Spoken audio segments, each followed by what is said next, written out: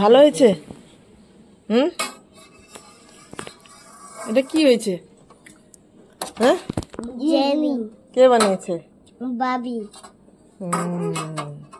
একটা থালা জেলি। শোনা বাবু, হাত দাও না, হাতে নয়, স্পুন দিয়ে খাও, স্পুন দিয়ে খাও, হাতে ময়লা আছে না।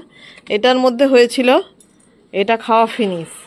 আর ওই থালাটা পুরো ভর্তি হয়েছিল, অর্ধেকটা সকালে খেয়েছে, এখন বিকালে আবার অর্ধেকটা চলছে। হ্যাঁ,